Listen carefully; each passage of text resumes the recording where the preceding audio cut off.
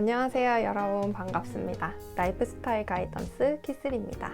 요즘 우리 채널에서 치팅에 대한 이야기 정말 많이 나누고 있는데요. 오늘은 치팅 후에 느끼는 죄책감이 우리에게 실질적으로 어떤 영향을 미치는지에 대한 이야기를 나눠보려고 합니다. 음식에 대한 욕구는 참 다루기가 어렵습니다. 기본적으로 유혹적인 음식이 너무 도처에 널려있는 이런 세상에서 살아간다는 것 자체가 우리로부터 식욕을 컨트롤하기 정말 어렵게 만들죠. 어쨌든 음식에 대한 욕구를 이기기 위해 우리는 매일매일 고군분투를 하고 너무 자주 실패에 직면하게 됩니다. 그러면서 치팅을 감행하게 되죠. 그리고 그 다음에는 꼭 죄책감에 시달리게 됩니다. 그런데 여러분, 우리가 실제로 살찌는 건 이 한 번의 치팅이 아니라 치팅 후에 딸려오는 이 죄책감 때문이라는 사실 알고 계신가요? 죄책감이라는 감정이 진짜 신체의 살을 찌운다고? 그게 사실일까? 지금부터 이야기 나눠보겠습니다. 첫 번째, 죄책감은 결국 나쁜 음식을 더 많이 먹게 만듭니다. 여러분들이 예를 들어서 키토제닉을 몇 날 며칠 잘 하시다가 유혹에 굴복해서 과자 한 봉지를 클리어한 상황이라고 가정해봅시다. 이때 여러분들이 가지게 되는 생각은 뭔가요? 아, 정말 오랜만에 너무 먹고 싶었던 과자를 먹었어. 아, 너무 만족스러워. 진짜 맛있었어. 이런 만족감인가요? 아니면 아, 미친. 과자 한 봉지를 다 해치웠네. 망했어. 난 글러 먹었어. 이런 식의 어떤 죄책감 같은 건가요? 보통은 후자겠죠. 그 이후로 계속해서 벌어지는 패턴들도 살펴보도록 하겠습니다. 잘 먹었다고 만족한 사람은 거기서 딱 끝납니다. 생각도 끝나고 치팅도 끝나죠. 반면 죄책감을 느낀 쪽은 어차피 망했다고 생각하기 때문에 그 이후로 어차피 망한 상태에서 먹어도 되는 또 다른 당분 음식들이 끊임없이 생각나게 됩니다. 이렇게 되면 그동안 꾹꾹 참아왔던 온갖 음식들에 대한 욕구가 고삐 풀리듯 펑 터져 나가는 거죠. 즉, 여기서 도출할 수 있는 공식은 다음과 같습니다. 죄책감을 방치하면 나쁜 음식을 더 많이 먹게 되고 결국 원하지 않는 것, 즉 건강 악화와 체중 증가를 얻는다 입니다.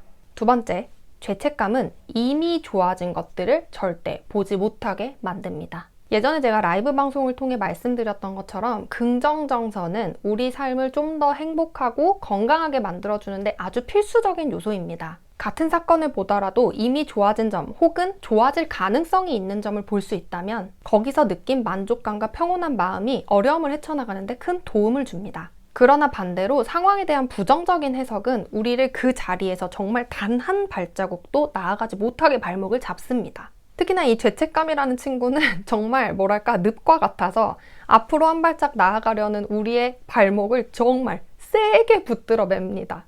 똑같은 사건을 가지고 어떻게 해석하는지가 어떤 결과를 만들어내는지 예시를 한번 들어보죠. 여기 A양과 B양이 있습니다.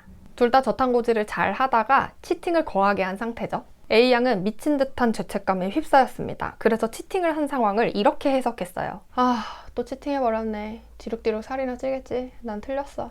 아, 난 왜 이렇게 의지가 약하고 못난 걸까? 이렇게 해석한 A양의 기분 어떻게 될까요? 처참하고 실망스럽고 속상하겠죠. 이런 기분은 A양으로 하여금 이렇게 있지 말고 좋은 기분을 만들자라는 메커니즘을 작동시키고 그렇게 해서 찾게 되는 것은 또 다른 당분, 또 다른 탄수화물입니다.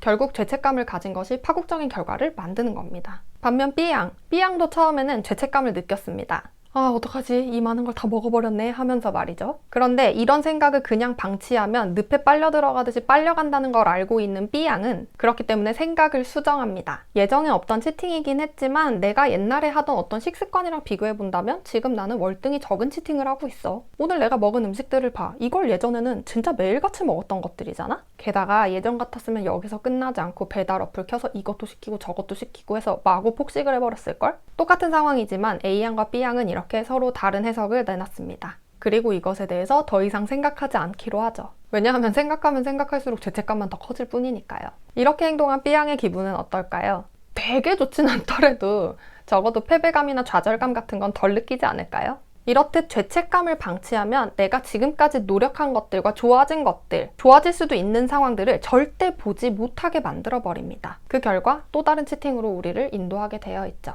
세 번째, 죄책감은 실제로 스트레스를 유발합니다. 우리가 스트레스를 받으면 인체에서는 스트레스 호르몬, 즉 코티솔이 분비됩니다. 짧게 치고 끝나는 스트레스라면 코티솔이 팍 분비됐다가 상황이 종료된 뒤 다시 잠잠해지면서 아무 문제가 없지만 심리적 스트레스처럼 계속 우리 머릿속을 떠돌고 그럼으로써 코티솔의 분비를 장기화시키게 되면 우리가 소위 만성 스트레스라고 부르는 상태가 되는데요. 만성 스트레스가 위험한 이유는 높아진 혈당을 계속 유지하게 만들고 따라서 인슐린의 농도도 지속적으로 높이게 된다는 데 있습니다. 아시다시피 높은 인슐린 농도는 체중 증가와 직접적인 연관이 있습니다. 스트레스 받으면 살찐다 라는 말이 괜히 있는 말이 아닌 거죠. 체중 문제나 치팅 후 죄책감처럼 우리를 끊임없이 스트레스 받게 만드는 이런 생각들을 그냥 방치할 경우 만성 스트레스가 될 수 있습니다. 이게 죄책감을 그냥 방치하면 안 되는 실질적인 이유인 거죠. 여러분, 음식에 대한 욕구는 사실 아주 자연스러운 겁니다. 우리의 생존을 위해 인체 시스템이 갖춰놓은 것이기 때문이죠. 이 이야기인즉슨 식욕 자체는 여러분의 잘못이 결코 아니라는 뜻입니다. 내 잘못이 아닌 일에 대해서 죄책감 가질 필요 없는 거죠. 그러나 죄책감을 방치하는 것, 그건 우리에게 문제를 일으킬 수 있습니다. 제가 드리고 싶은 솔루션은 생각이라는 작은 씨앗이 너무 커져서 나무가 될 때까지 방치하시지 말라는 얘기입니다. 그러려면 생각을 너무 많이 하게 되는 상황 자체를 줄이셔야 돼요. 저 역시 과거에는 부정적인 생각이 훨씬 더 지배적인 사람이었는데요. 이렇게 부정적인 생각이 치고 올라올 때는 그림을 그리거나 글을 쓰거나 하여간 아이패드를 꺼내서 뭐라도 시작합니다. 부정적인 생각이 나오는 것을 억누르려고 하기보다 그거와 아주 상관없는 다른 일을 바로 해버리는 것이죠. 내가 좋아하는 활동, 몰입할 수 있는 활동일수록 좋습니다. 또 아까 비양의 사례처럼 예전보다 나아진 것들 위주로 생각을 하면서 부정적인 사고를 반박해보는 연습을 하기도 하죠. 제가 지금 알려드린 것들 효과가 있겠어? 라고 생각하지 마시고 실제로 행동으로 옮겨보세요. 이런 방법들은 저만 사용하는 게 아니라 실질적으로 도움이 되는 훌륭한 툴들입니다. 네, 여러분들과 나눌 오늘의 이야기는 여기까지고요. 여러분들의 구독과 좋아요는 크리에이터에게 아주 큰 힘이 됩니다. 그럼 저는 다음 영상으로 인사드리도록 할게요. 안녕.